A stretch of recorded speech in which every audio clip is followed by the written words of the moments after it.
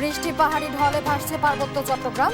বাঁশখালীতে পানিতে ডুবে 2 শিশুর মৃত্যু। প্লাবিত গ্রামের পর গ্রাম, সংকটে দুর্গতরা। এখন রাস্তার উপর দাঁড়াই আছি, খাদ্য নাই, কিচ্ছু নাই, পানির ব্যবস্থা নাই, কারেন্ট নাই।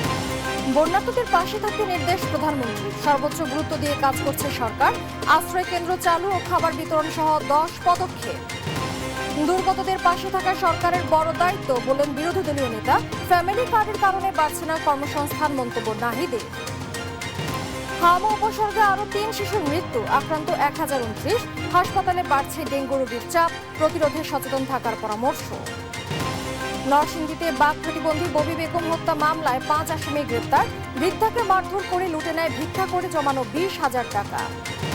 খামেনির শেষ বিদায়, নজিরবিহীন জনসমাগম। অংশ নেন 4,10,00,000-এর বেশি মানুষ। কুয়েত, কাতার ও জর্ডানে মার্কিন স্থাপনায় হামলা। এবং বিশ্বকাপ কোয়ার্টারে রাতে হাই ভোল্টেজ ম্যাচ, স্পেনের প্রতিপক্ষ বেলজিয়াম। বিস্ময় বালক ইয়ামাল আর লুকাকুর লড়াই দেখবে ফুটবল প্রেমীরা।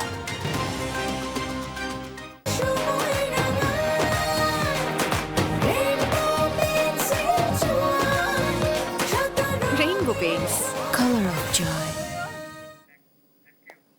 আমন্ত্রণ সংবাদ সন্ধ্যায়। শুনছিলেন সুপারবোর্ড সংবাদ শিরোনাম। সঙ্গে আছি আমি সালমা জিলানি। এবার বিস্তারিত। টানা ভারী বর্ষণ আর পাহাড়ি ঢলে 3 পার্বত্য জেলায় ভয়াবহ বন্যা পরিস্থিতির সৃষ্টি হয়েছে। তলিয়ে গেছে বিস্তীর্ণ জনপদ, বিচ্ছিন্ন হয়েছে সড়ক যোগাযোগ। দেখা দিয়েছে বিশুদ্ধ পানি ও খাদ্য সংকট। বহু এলাকা বিদ্যুৎ বিচ্ছিন্ন। একই সঙ্গে কক্সবাজারেও নতুন নতুন এলাকা প্লাবিত হওয়ায় বাড়ছে দুর্ভোগ। দুর্গতদের উদ্ধারে ও ত্রাণ সহায়তায় কাজ করছে প্রশাসন ও সেনাবাহিনী। চট্টগ্রাম শিক্ষা বোর্ডে স্থগিত করা হয়েছে শনিবারের এইচএসসি ও সমমানের পরীক্ষা।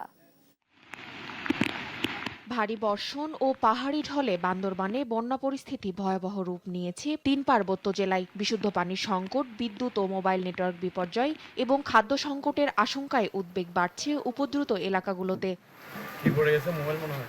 বান্দরবনের সদর, লামা, আলীকদম ও রোয়াংছড়ি উপজেলার সঙ্গে সড়ক যোগাযোগ এখনো বিচ্ছিন্ন। কোথাও পাহাড় ধসে সড়ক চাপা পড়েছে, কোথাও বা পাহাড়ি ঢলে সড়কের উপর দিয়ে তীব্র স্রোতে পানি প্রবাহিত হচ্ছে, ফলে বন্ধ হয়ে গেছে যান চলাচল। জেলা প্রশাসনের তথ্য মতে বান্দরবান সহ বিভিন্ন উপজেলায় আশ্রয় কেন্দ্রে ঠাঁই নিয়েছেন প্রায় 4,000-এরও বেশি মানুষ।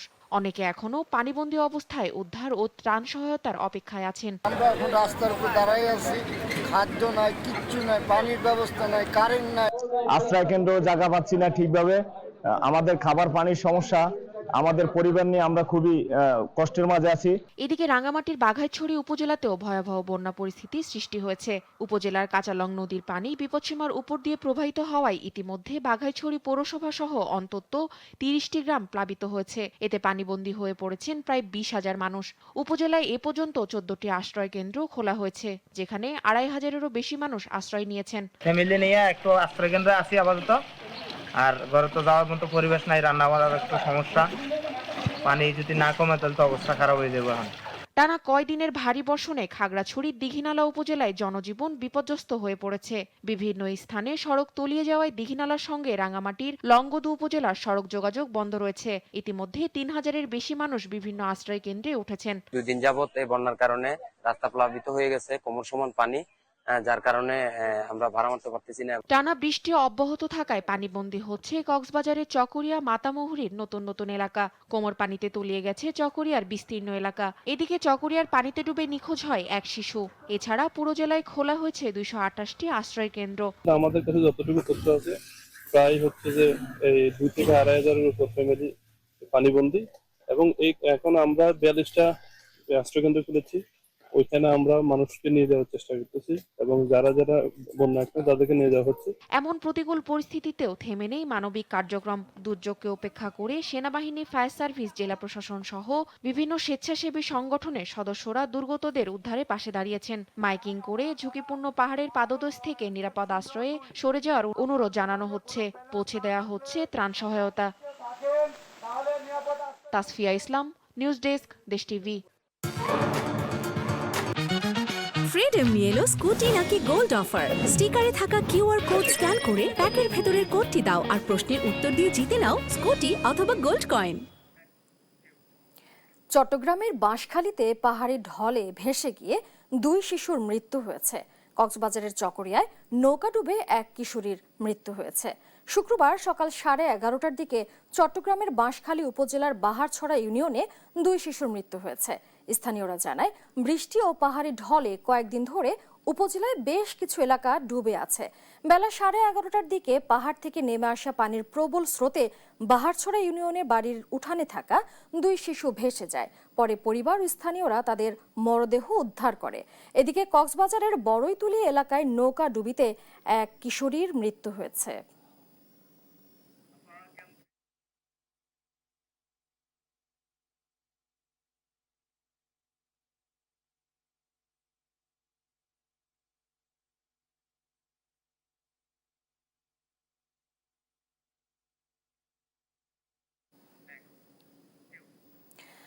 পার্বত্য অঞ্চলের বন্যা পরিস্থিতি নিয়ে জানাতে রাঙামাটি থেকে আমাদের সঙ্গে এখন যুক্ত হচ্ছেন মেহেদী হাসান।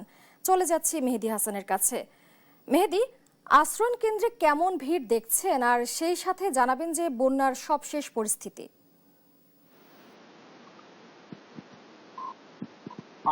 সকাল থেকে যেমনটি জানাচ্ছিলাম, পাহাড়ে টানা বৃষ্টিপাতের কারণে কিন্তু ইতিমধ্যে পাহাড় সহ নিম্নাঞ্চল যেগুলো রয়েছে সেগুলো প্লাবিত হয়েছে। ঠিক আমি এখন যে স্থানটিতে দাঁড়িয়ে আছি সেটি হচ্ছে রাঙ্গামাটির যে একটা আশ্রয় কেন্দ্র, সেখানে আপনি দেখতে পাচ্ছেন আসলে আমরা আসলে নেটের সমস্যার কারণে অনেকটা দেখাতে পারছি না। কিছুক্ষণ আগে এখানে আসলে ত্রাণ সব আশ্রয় কেন্দ্রের মানুষজনের সাথে কথা বলার জন্য এসেছেন রাঙ্গামাটি জেলা পরিষদের সদস্য হাবিবি আজম। আমরা আসলে তার কাছে অনেকটা জানতে চাইবো যে আপনারা তো সরকারের পক্ষ থেকে 500 মেট্রিক টন বরাদ্দ দেওয়া হয়েছে, সেখানে আশ্রয় কেন্দ্রে যারা আছেন তাদের জন্য সে বিতরণ করছেন কি? জি, আমাদের এটা বৃহস্পতিবার দিন আমরা এই বরাদ্দটুকু পেয়েছি। তো আমরা এখন তালিকা করছি, যার কারণে আমি সরজমিনে এসেছি যে এই আশ্রয় কেন্দ্রগুলো রয়েছে রাঙামাটি পৌর এলাকার প্রত্যেকটি আশ্রয় কেন্দ্রে আমি আজকে দুপুর থেকেই সরজমিনে যাচ্ছি। এখন আমি একটি আশ্রয় কেন্দ্রে রয়েছি। তো আমরা এই আশ্রয় কেন্দ্রগুলো থেকে তালিকা সংগ্রহ করছি। আজকে আমরা তালিকা সংগ্রহ করে কালকে আমাদের তালিকাগুলো কমপ্লিট হওয়ার পরে আমরা আগামী রবিবার দিন ইনশাল্লাহ বিতরণ করব প্রত্যেকটা আশ্রয় কেন্দ্রে, এবং বিশেষ করে যারা ক্ষতিগ্রস্ত রয়েছে এই রাঙামাটি জেলার 10 উপজেলা এবং পৌর এলাকার মধ্যে যারা ক্ষতিগ্রস্ত রয়েছে প্রত্যেকটি ক্ষতিগ্রস্ত পরিবারকে আমরা সহযোগিতা করবো ইনশাল্লাহ।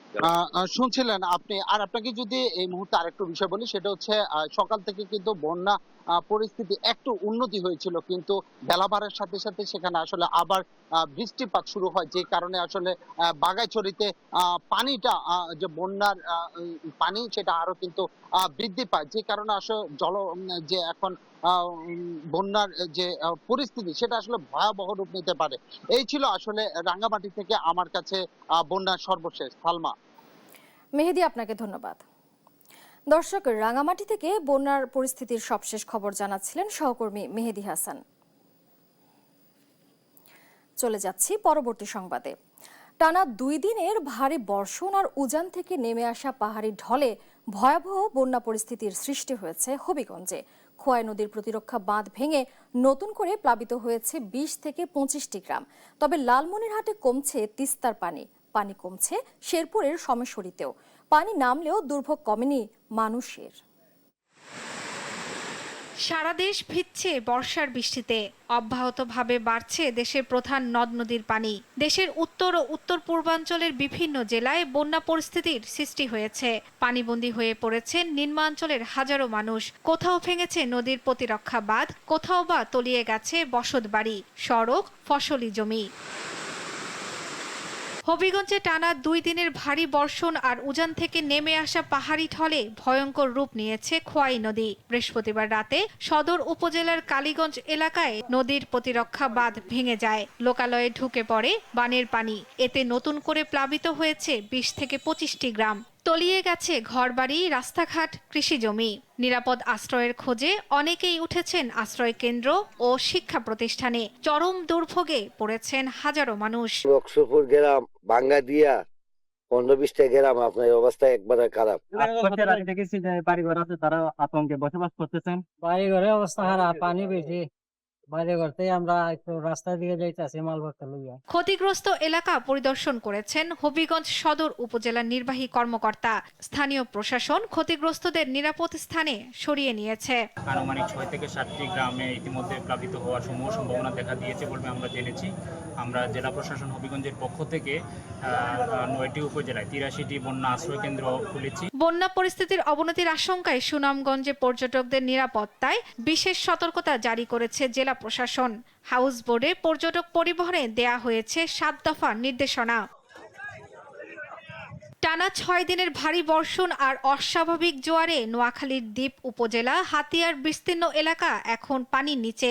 পানিবন্দী হাজারো মানুষ, ঝুঁকিতে উপকূলীয় বেড়িবাঁধ। দ্রুত ব্যবস্থা না নিলে পরিস্থিতি আরো ভয়াবহ হওয়ার আশঙ্কা স্থানীয়দের। হাতিয়াতে প্রচুর রোড আলিমে পানি টানি উঠি, অবস্থা খারাপ, রাস্তার ভিতরে গাড়ি টাড়ি ডুবি যায়, মোটর টোটর নষ্ট হয়ে যাবে। মোটর নষ্ট হলে তো গাড়ি আর চালান যায় না। বাড়িঘর থেকে বাইরেতে পারতেছে না, কর্মসংস্থানের ব্যাঘাত ঘটতেছে, মানুষের বাড়িতে পানি। অন্যদিকে নতুন করে বৃষ্টি না হয় শেরপুরে নামতে শুরু করেছে পাহাড়ি ঢলের পানি। চেল্লাখালী, ভোগাই, মহারশী ও সোমেশ্বরী নদীর পানি এখন বিপদসীমার নিচে দিয়ে প্রবাহিত হচ্ছে। পুরাতন ব্রহ্মপুত্র নদের পানিও নামছে। তবে অনেক এলাকায় এখনো পানিবন্দী মানুষের ভোগান্তি কমেনি। লালমনিরহাটেও তিস্তার পানি কিছুটা কমেছে। পানি নামার সঙ্গে সঙ্গে খাদ্য, বিশুদ্ধ পানি ও বসতবাড়ি পুনর্বাসনের সংকট দেখা দিয়েছে। একদিকে পানি কমতে শুরু করলেও অন্যদিকে নতুন নতুন এলাকা প্লাবিত হওয়ায় বন্যা কবলিত মানুষের দুর্ভোগ সহসাই কমছে না। আবহাওয়া ও উজানের পরিস্থিতির উপর নির্ভর করছে আগামী দিনের বন্যা পরিস্থিতি। শর্মিলা কেয়া, নিউজ ডেস্ক, দেশ টিভি। টানা কয়েকদিনের ভারী বর্ষণে স্থবির হয়ে পড়েছিল চট্টগ্রাম। পানিতে ডুবেছিল নগরীর বহু এলাকা। তবে বৃষ্টির তীব্রতা কমতেই নগর জীবনে ফিরেছে স্বস্তি। সড়ক থেকে নেমেছে পানি, সচল হয়েছে যান চলাচল। কিন্তু নগরের বাইরের চিত্র এখনও উদ্বেগজনক। মাসখালী, সাতকানিয়া সহ জেলার বিভিন্ন এলাকায় হাজারো মানুষ এখনও পানিবন্দী। টানা বৃষ্টির পর সূর্যের আলো দেখা পাওয়ায় স্বস্তির নিঃশ্বাস ফেলছেন চট্টগ্রাম নগরবাসী। সকালে পানিতে ডুবে থাকা সড়কগুলোতে এখন যানবাহনের চলাচলের ব্যস্ততা। জলজট কেটে যাওয়ায় একে একে খুলতে শুরু করেছে দোকানপাট। দৈনন্দিন কাজে রাস্তায় বেরিয়ে আসছে মানুষ। সরজমিনে নগরের জিসি মোড়, প্রবর্তক মোড়, চকবাজার, জামাল খান, কাজীর দেউরি, লালখান বাজার, টাইগার পাস ও আমবাগান ঘুরে কোথাও জলাবদ্ধতা দেখা যায়নি। বৃষ্টির পানি নেমে যাওয়ায় স্বাভাবিক গতিতেই চলছে বাস, মিনিবাস সহ সব যানবাহন। দীর্ঘ দুর্ভোগের পর স্বস্তি ফিরেছে নগরবাসীর জীবনযাত্রায়। অনেক পানি ছিল বলতে আমার গলা সমান ছিল, নালা এখন ক্লিয়ার হওয়ার কারণে এখন একটু ঠিক আছে।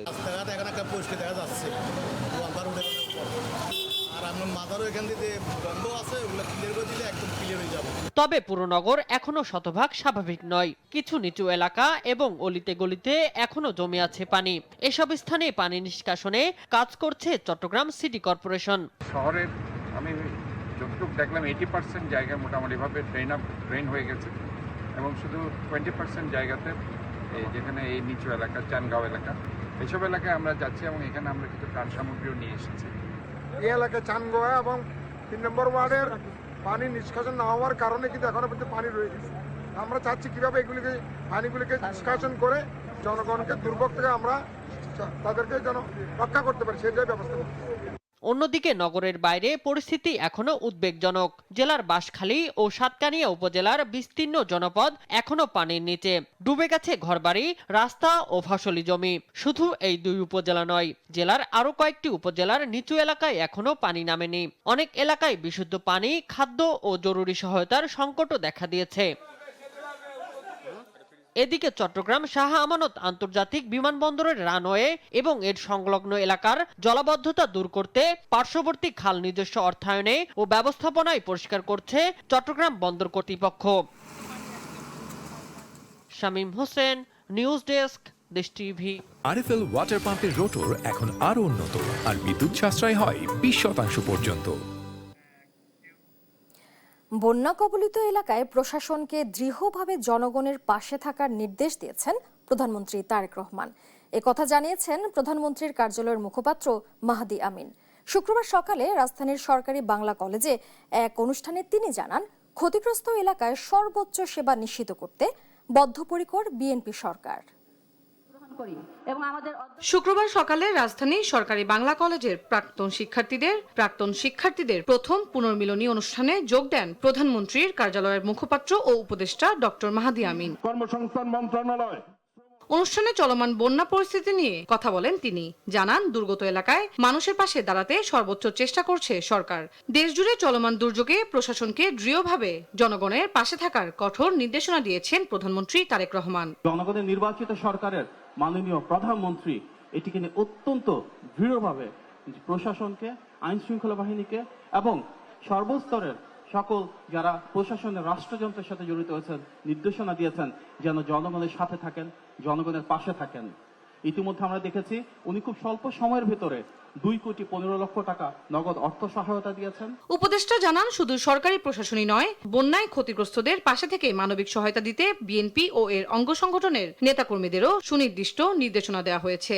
প্রায় 2,500 মেট্রিক টনের মতন চাল ইতিমধ্যে দুর্গত মানুষের কাছে পৌঁছে দেওয়া হয়েছে। জনগণের সরকারের প্রধানমন্ত্রী হিসেবে মাননীয় প্রধানমন্ত্রীর নির্দেশনায় বর্তমানে রাষ্ট্র পরিচালনায় থাকা দল বিএনপি এবং সর্বস্তরের নেতাকর্মীরা এই 5 জেলায় এবং অন্যান্য জায়গায়ও ক্ষতিগ্রস্ত মানুষের সাথে দাঁড়িয়েছেন। এদিকে ফেসবুক পোস্টে মাহাদি আমিন জানান, প্রধানমন্ত্রী সার্বক্ষণিক বন্যা পরিস্থিতি পর্যবেক্ষণ করছেন। প্রধানমন্ত্রী নির্দেশিত 10টি জরুরি পদক্ষেপ তুলে ধরেন তিনি। তন্না তারুণ্য, দেশ টিভি, ঢাকা। পার্বত্য চট্টগ্রামে বন্যা ও পাহাড় ধস মোকাবেলায় বাংলাদেশ সেনাবাহিনীর উদ্ধার, ত্রাণ সহায়তা ও যোগাযোগ পুনরুদ্ধার কার্যক্রম অব্যাহত রয়েছে। বৃহস্পতিবার পার্বত্য অঞ্চলের বিভিন্ন স্থানে দুর্যোগের কারণে পাহাড় ধস ও জলাবদ্ধতার ফলে সড়ক যোগাযোগ বিঘ্নিত হয়ে পড়ে। পরে সেনাবাহিনীর সদস্যরা মাটি ও ধ্বংসাবশেষ অপসারণ করে যোগাযোগ ব্যবস্থা পুনঃস্থাপনে কাজ করছেন। একই সঙ্গে ভূমিধসের উচ্চ ঝুঁকিতে থাকা এলাকা থেকে প্রায় 221টি পরিবারকে নিরাপদ আশ্রয়ে পাঠানো হয়েছে। এ পর্যন্ত বান্দরবান থেকে 140 জন এবং সাজেকে আটকে পড়া প্রায় 600 জন পর্যটকের মধ্যে প্রথম ধাপে 150 জনকে নিরাপদ স্থানে সরিয়ে নেওয়া হয়েছে।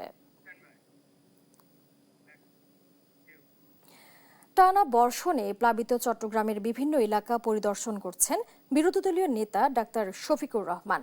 এর মধ্যে বাঁশখালীর প্লাবিত এলাকা পরিদর্শন করেছেন তিনি।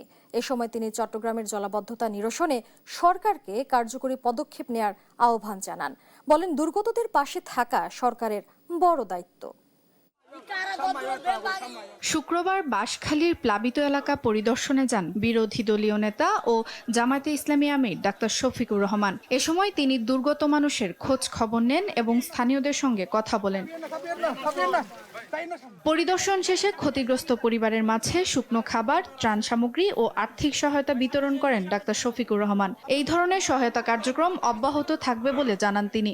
যতটুকু পারি তাদেরকে সহানুভূতি জানাবো, দোয়া করব, আমাদের পক্ষ থেকে সাহায্য সহযোগিতা যা পারি তাও করব এবং ফিরে গিয়ে আমরা সরকারকে এই ব্যাপারে অবহিত করে অবশ্যই আপনাদের হয়েই দাবি জানাবো।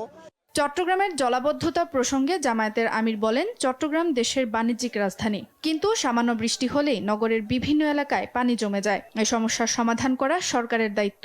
চট্টগ্রাম মহানগরীতে দুর্ভোগ দেখা দেয়, নালা নর্দমা উপচে পড়ে, বিভিন্ন ধরনের অসুবিধার কারণে 2-1টা মৃত্যুর ঘটনাও গতবার ঘটেছে। তো এই সব নিয়েই সরকারের দায়িত্ব মূলত এগুলা সমাধান করা, কিন্তু বিরোধী দল হিসাবেও আমাদের দায়িত্ব আছে বিষয়গুলা সরকারকে ধরে দেওয়া এবং জনগণের হয়ে দাবি আদায় করা, কাজ করা। সুপ্রিয়া তৃষা, নিউজ ডেস্ক, দেশ টিভি। শেখ হাসিনাকে দেশে ফিরিয়ে এনে ফাঁসির রায় কার্যকরের আহ্বান জানিয়েছেন এনসিপির আহ্বায়ক ও বিরোধী দলীয় চিফ হুইপ মোহাম্মদ নাহিদ ইসলাম। এদিকে দেশে নতুন করে সংকট তৈরি হলে আবারও আন্দোলনের ডাক দেওয়ার ঘোষণা দিয়েছেন ইসলামী আন্দোলন বাংলাদেশের মহাসচিব গাজী আতাউর রহমান। আলাদা অনুষ্ঠানে তারা এসব কথা বলেন। শুক্রবার বিকেলে রাজধানীর কাকরাইলের আইইডিবি ভবনে আন্তর্জাতিক এসএমই দিবস উপলক্ষে এক আলোচনা সভায় অংশ নেন এনসিপির আহ্বায়ক ও বিরোধী দলীয় চিফ হুইপ নাহিদ ইসলাম। সরকার ফ্যামিলি কার্ডের মাধ্যমে একটি নির্ভরশীল জনগোষ্ঠী তৈরি করছে, কিন্তু এর কারণে কোনো কর্মসংস্থান বৃদ্ধি পাচ্ছে না বলে অভিযোগ করেন তিনি। জুলাইয়ের যে আন্দোলন শুরু হয়েছিল মূলত কর্মসংস্থানের দাবি থেকে। আইনি প্রক্রিয়ায় শেখ হাসিনাকে দেশে ফিরিয়ে এনে সরকারকে তার ফাঁসির রায় কার্যকরের আহ্বান জানান বিরোধী দলীয় চিফ হুইপ। রায় হয়ে গিয়েছে, এখন এই সরকারের উচিত যথাযথ কূটনৈতিক আইনি প্রক্রিয়ায় গণহত্যাকারীকে দেশে ফিরিয়ে এনে রায় কার্যকর করা। আমি মনে করি এটাও দেশের স্থিতিশীলতার জন্য একটা বড় উদ্যোগ হবে। এদিকে দুপুরে বাইতুল মোকাররমের সামনে ভারতীয় আগ্রাসনের প্রতিবাদ ও জুলাই সনদ বাস্তবায়নের দাবিতে সমাবেশ করে ইসলামী আন্দোলন বাংলাদেশ। এ সময় দলটির মহাসচিব গাজী আতাউর রহমান অভিযোগ করেন, বাংলাদেশকে অস্থিতিশীল করতে চক্রান্ত করছে ভারত। তবে যে কোনো বিশৃঙ্খলা রুখে দিতে প্রস্তুত ইসলামী আন্দোলন বাংলাদেশ। দেশে নতুন করে সংকট তৈরি হলে আবারও আন্দোলনের ডাক দেওয়ার ঘোষণা দেন দলটির মহাসচিব গাজী আতাউর রহমান। এনআই নাহিদ, দেশ টিভি, ঢাকা। দেশে 24 ঘন্টায় হাম উপসর্গে আরও 3 জনের মৃত্যু হয়েছে। এ নিয়ে এই রোগে 3.5 মাসে প্রাণ হারায় 750 মানুষ। আর একদিনে নতুন হাম রোগী শনাক্ত হয়েছে 1029 জন। এ সময় ডেঙ্গু আক্রান্ত হয়ে সারা দেশে 68 জন নতুন রোগী সহ চিকিৎসাধীন 650 রোগী। এমন পরিস্থিতিতে চাপ বাড়ছে রাজধানীর হাসপাতালগুলোতে। বিশেষজ্ঞরা জানান, হাম ডেঙ্গু মোকাবেলায় স্বাস্থ্য অধিদপ্তরের নির্দেশনা মেনে দেওয়া হচ্ছে চিকিৎসা। দেশে হামের মধ্যে ডেঙ্গুর তৎপরতা বেড়েই চলেছে। হাম রোগীদের পাশাপাশি বাড়ছে ডেঙ্গু আক্রান্ত রোগীর সংখ্যা, ফলে চাপ বেড়েছে হাসপাতালগুলোতে। মহাখালী সংক্রামক ব্যাধি হাসপাতালে 24 ঘন্টায় হাম আক্রান্ত হয়ে ভর্তি 7 জন সহ চিকিৎসাধীন 25 রোগী। আর সোহরাওয়ার্দী মেডিকেল হাসপাতালে একদিনে 12 রোগী সহ হাসপাতালে ভর্তি 87 জন। হাসপাতালে চিকিৎসাধীন সন্তানদের নিয়ে আতঙ্কে দিন পার করছেন স্বজনরা। শ্বাসকষ্টটা রয়ে গেছে, বাচ্চার শ্বাসকষ্টটা যদি অক্সিজেন আপনার খুললে লাই, তারপরে 100 টাকার দরকার জায়গায় 50-এর মধ্যে এরকম। হামে প্রচুর গা ভরে গেছিল, মুখে ঘা, চোখে ঘা, তারপর শ্বাসকষ্ট, ডায়রিয়া, ঠান্ডা, সব জ্বর জোর সবই ভালো হয়ে গেছিল, কিন্তু আবার কালকে সকাল তো পায়খানা করে আর জ্বর আইছে। এমন পরিস্থিতির মধ্যে প্রতিদিনই বাড়ছে ডেঙ্গু আক্রান্ত রোগীর সংখ্যা। সংক্রামক ব্যাধি হাসপাতালে 24 ঘন্টায় 3 রোগী ভর্তি হয়েছেন। আর এই সময়ে সোহরাওয়ার্দী মেডিকেল হাসপাতালে নতুন ভর্তি হওয়া 11 রোগী সহ চিকিৎসাধীন 34 জন। সাধারণ ব্যথা আছে, খাওয়া দাওয়া মনে করেন রুচি হয় নাই। খালি একটু পর পর আমরা ডাবের পানি খাওয়াইতেছি, স্যালাইন খাওয়াইতেছি, ডাক্তারের পরামর্শই খাওয়াইতেছি। প্রতিদিন আপনার সিবিসি করাচ্ছে রক্ত, মানে রক্তের সমস্যা আছে কিনা। এখন আপাতত রক্ত সব ক্লিয়ার, কোনো সমস্যা নেই। তারপরে মানে যে আজকে শুধু এমনি রাখছে মানে দেখার জন্য। হাম ও ডেঙ্গু আক্রান্ত রোগীদের গুরুত্ব দিয়ে চিকিৎসা দেওয়া হচ্ছে বলে জানান সোহরাওয়ার্দী মেডিকেল হাসপাতালের মেডিসিন বিভাগের এই অধ্যাপক। ধারণা করছি যে দ্রুতই হামের সংক্রমণ এবং মৃত্যু হার খুবই একদম শূন্যের কোঠায় চলে আসবে। এবং ডেঙ্গু যেহেতু চোখ রাঙাচ্ছে, আমরা প্রস্তুতি নিচ্ছি হামকে মোকাবেলার পাশাপাশি ডেঙ্গুকে মোকাবেলা করার জন্য, যাতে সেটা মহামারী আকারে না যায়। সেটার জন্য তো প্রস্তুতি অবশ্যই সামাজিক এবং সবাইকে, পারিবারিক, সামাজিক এবং রাষ্ট্রীয়ভাবে সবাইকে নিতে হবে। প্লাস আমরা যেটা মানে আমাদের পক্ষ থেকে, চিকিৎসকদের পক্ষ থেকে আমরা হাসপাতালগুলো সম্পূর্ণ প্রস্তুত যে কোনো ধরনের চাপ সামলানোর জন্য।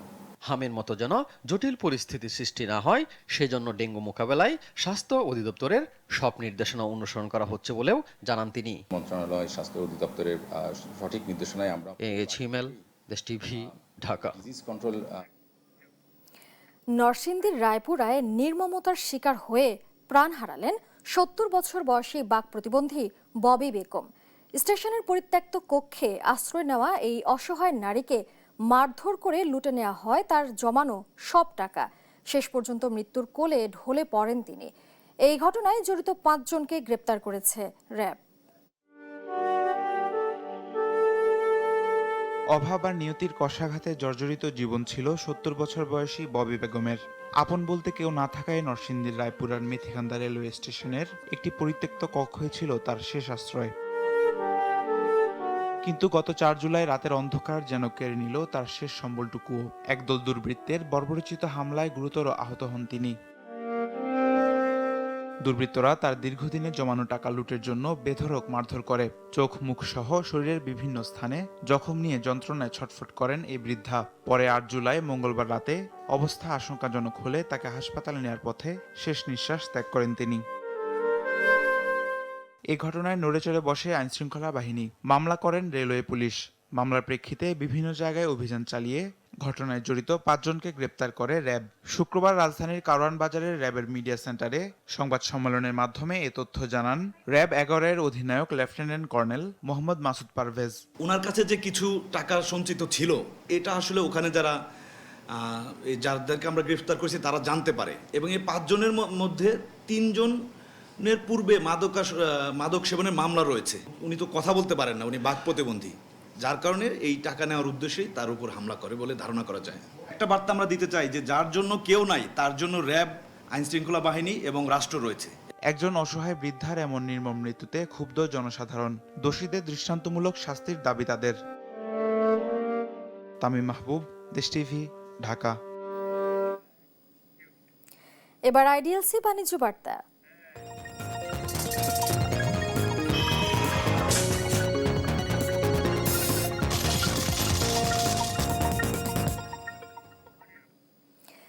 একদিকে টানা বৃষ্টিতে জলাবদ্ধ নিত্যপণ্যের বাজার, অন্যদিকে ঊর্ধ্বমুখী পণ্যের দাম।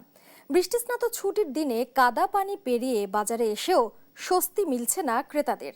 তাদের অভিযোগ, এখন আর ইচ্ছে মতো নয়, বাজার করতে হচ্ছে পকেটের সামর্থ্য অনুযায়ী। রাজধানীতে শুক্রবারের ছুটির দিনটি শুরু হয়েছে বৃষ্টিতে। বাজারের ভেতরে জমে আছে কাদা আর পানি। সেই পানি মারিয়ে বাজার করছেন মানুষ। কিন্তু কষ্টটা শুধু চলার পথের নয়, সবচেয়ে বড় কষ্ট পকেটের। সবজির সারিতে দাঁড়িয়ে একের পর এক দাম শুনে তালিকা থেকেই বাদ যাচ্ছে প্রয়োজনীয় অনেক পণ্য। টমেটো, বেগুন, কাঁচামরিচ, লাউ, মিষ্টি কুমড়া, পটল সহ প্রায় সব ধরনের সবজির দামই বেড়েছে গত সপ্তাহের তুলনায়। মাছ মুরগির বাজারের চিত্র একই।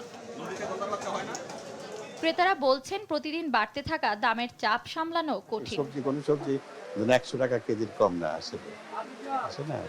সবজি কিনতে হয়তো কয়েকটা সবজি কিনতে 500-800 টাকা খরচ হয়ে যায়। সব জিনিসে এত দাম সবার পক্ষে কেনা সম্ভব না। 1000 টাকা বাজারে নিয়ে আসি, ধরুন 500 টাকার মাছ কিনবো, 200 টাকার তরকারি কিনবো, 300 টাকার আদার্স কিনবো, ঠিক আছে? জলাবদ্ধতায় বাজারে ক্রেতা কম, তাই বিষণ্ণ বিক্রেতারা। পাইকারি পর্যায়ে বেশি দামে কিনতে হচ্ছে পণ্য, ফলে দাম কম রাখারও সুযোগ নেই। এতে বিক্রিও কম হচ্ছে, লাভও কমছে। সবজির দাম মোটামুটি গত সপ্তাহের তুলনায় এই সপ্তাহে মনে করেন প্রতি কেজি 10 টাকা, 5 টাকা, 60 টাকা বাড়তি, আরো বাড়বে। যেই জায়গায় উৎপাদন হয়, রপ্তানি হয়, এই জায়গাতে আপনার নিয়ন্ত্রণ করতে হবে। যে কোনো জিনিস আমি ওখান থেকে কিনে আনি 10 টাকা, আমি তো 8 টাকা বেচতে পারবো না। কেজিতে 50-100 টাকা বেশি, অনেক কম। আর বৃষ্টির জন্য আমাদের বেচা কিনা খুব অবস্থা খারাপ। বৃষ্টির দিনে একদিকে জলবদ্ধতার ভোগান্তি, অন্যদিকে কমতে থাকা মানুষের ক্রয় ক্ষমতা, দুই সংকটই যেন পাশাপাশি দাঁড়িয়ে। ফলে বাজারে আসা মানুষের ভাবনা, কবে দাম কমবে। তানিয়া আক্তার, দেশ টিভি, ঢাকা। নিজেদের ছোট ছোট স্বপ্ন পূরণে সবাই মিলে যায় খুশির মিছিলে।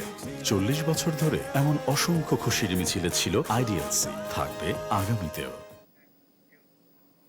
রাজধানীর মোহাম্মদপুরে একটি 3তলা ভবনের কিছু অংশ ধসে পড়েছে। এতে আতঙ্ক ছড়িয়ে পড়ে বসবাসকারী ও আশেপাশের মানুষের মধ্যে। কয়েকদিনের বৃষ্টিতে শুক্রবার সকালে পুরনো এ ভবনটির একাংশ ধসে পড়ে। মোহাম্মদপুরের আজিজ মহল্লার 3তলা এই ভবন জরাজীর্ণ হলেও ভাড়া কম হওয়ায় ঝুঁকি নিয়েই বসবাস করছিলেন কয়েকটি পরিবার। শুক্রবার সকালে হঠাৎ করেই ভবনটির একাংশ ধসে পড়ে, তবে এতে কেউই হতাহত হয়নি। ভবন ধসের পর আতঙ্ক ছড়িয়ে পড়ে স্থানীয়দের মাঝে। হতে তো অনেকেই হইতে পারে, কিন্তু আসলে এতদিন অল্প ফাটা ছিল। 2003 থেকেই বাসায় থাকি, আজকে 26-23 বছর। আমি তখন ছোট হয়েছিলাম। তো এই রাস্তার কাজ করার সময় দেখ দিয়ে ট্রাক ফিরানোর সময় একবার না দুইবার ট্রাক এসে বাড়ি খাওয়ার পরে সাইডটা ফাটল ধরে। ভবনের ব্যাপারে কয়েকবার সতর্ক করা হলেও মালিকপক্ষ কোনো উদ্যোগ নেয়নি বলে অভিযোগ করেছেন অনেকেই। বাসা খুঁজতাছি, দেখি অন্য জামগা, অন্য তো রিস্ক তো এতদিন তো খালি পরে না ভরে যাবো এটা অন্য তো আজকে পরেই গেছে, আর কি করা। বিল্ডিংটা পুরানো হওয়ার পরে এখান থেকে আপনার যে সেটটা ভাঙছে, ওখান থেকে একটা ফাটল আপনার প্রায় 1-2 বছর আগে থেকে একটা ফাটল দেখা হয়েছে। তো এটা তখনই উচিত ছিল এখানে বাড়িওয়ালাদের একটা অ্যাকশন নেওয়ার জন্য, কিন্তু ওনারা কোনো অ্যাকশন নেয় না। তখন বিল্ডিং এর চেয়ে কোনো অনেক বেশি জীবন, আগে জীবন বাঁচাইতে হবে, তারপরে বিল্ডিং নাকি। জীবন যদি না বাঁচে তাহলে বিল্ডিংটা করবেন কি? তবে ভবন মালিক বলছেন এটি 50 বছরের পুরনো। ভাড়াটিয়াদের বাসা ছাড়ার নোটিশ দেওয়া হয়েছে। সামনে যে বাড়িটা 9 তলা হয়েছে, একদিন রাতে বলে বড় বড় গাড়িতে মাল আনে না, আনার সময় রাতে 2টার সময় বাড়ি দিয়ে ওইটা ভেঙে ফেলছিল। তো ওই জায়গাটা হয়েছিল কি একটু ফাটা ধরেছিল, তারপরে এবার ভূমিকম্প গেল, বৃষ্টি বাদল সবকিছু মিলে ওই যে সানসেটের ওই জায়গাটা একটু ভেঙে পড়ে গেছে। এমন ঝুঁকিপূর্ণ ভবন চিহ্নিত করে নজরদারির আওতায় আনা না হলে বড় বিপদের কারণ হতে পারে বলে আশঙ্কা করছেন সচেতন নাগরিকরা। শায়লা খান, দেশ টিভি, ঢাকা। এবার আন্তর্জাতিক প্রসঙ্গ। ইরানের সর্বোচ্চ নেতা আয়াতুল্লাহ সৈয়দ আলী খামেনির শেষ বিদায় নজিরবিহীন জনসমাগমের দাবি করেছে দেশটির বার্তা সংস্থা ফার্স। 6 দিনব্যাপী শোক অনুষ্ঠানে 4,10,00,000-এরও বেশি মানুষের অংশগ্রহণের কথা জানিয়েছে সংস্থাটি। অংশগ্রহণকারী সবার প্রতি কৃতজ্ঞতা জানিয়েছেন ইরানের প্রেসিডেন্ট মাসুদ পেজেশকিয়ান। ইরানের বার্তা সংস্থা ফার্সের প্রতিবেদনে বলা হয়েছে, দেশটির সর্বোচ্চ নেতা আয়াতুল্লাহ সৈয়দ আলী খামেনির শেষকৃত্য ও শোকানুষ্ঠান অনুষ্ঠিত হয় 6 দিন ধরে। রাজধানী তেহরান ছাড়াও কোম, মাশহাদ এবং ইরাকের নাজাফ ও কারবালায় আয়োজন করা হয় বিভিন্ন কর্মসূচি। এসব আয়োজনে দেশ বিদেশ থেকে 4 কোটিরও বেশি শোকাহত মানুষ অংশ নেন বলে দাবি করা হয়েছে। প্রতিবেদনে বলা হয়, পুরো আয়োজন জুড়ে অংশগ্রহণকারীর সংখ্যা ছিল 4,10,00,000 থেকে 4,30,00,000-এর মধ্যে।